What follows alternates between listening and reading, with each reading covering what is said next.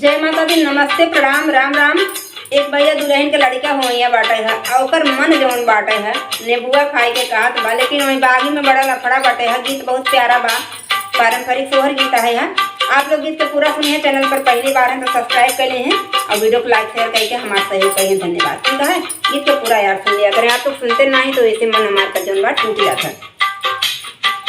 छोटे छोटे नेमुआ के बगिया तो बगिया ससुर जी के बगिया ससुर जी के हो।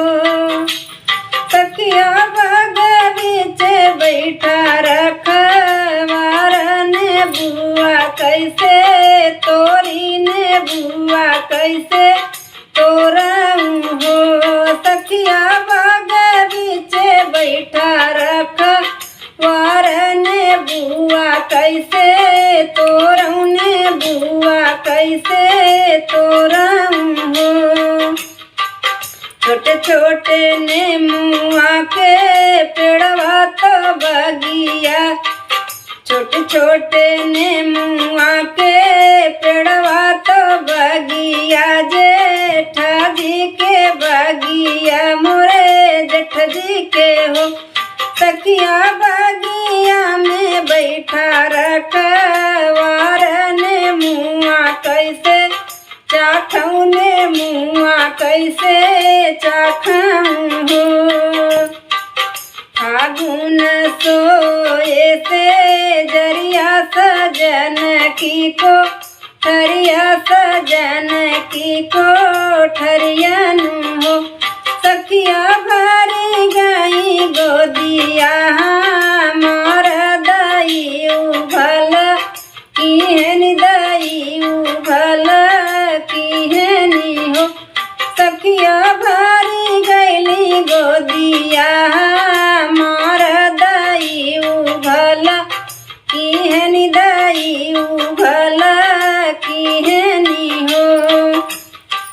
देखी के नेमुआ जीऊ ललचाई जी भी खूब फरकैता जी भी हमारी फरकई हो।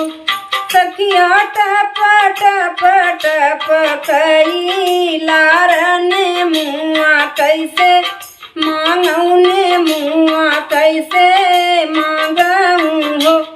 सखिया टप टप टप कई लार ने बुआ कैसे मांगऊ ने बुआ कैसे मांगऊ हो। सखिया टप टप टप कई लार ने मुआ कैसे मांगऊ हो। ललनाथ पेटवा में खेलाई लात गई मारई हूँ मुकी लात मारई हो। सखिया कैसे के करी मानू हार नयन नाही देखूं नयन नाही देखूं हो। आशा करता है चुटकुला सोहर गीत आप सबको जरूर पसंद आए। बढ़िया से वायरल करावा गीत के हमने आप लोग सपोर्ट करा, भरपूर प्यार दुलार आशीर्वाद है ताकि ऐसे ही गीत अच्छा अच्छा सुनावत रही। मिलते हैं दूसरी वीडियो में, तब तक के लिए प्यार दुलार आशीर्वाद बना रखे। धन्यवाद।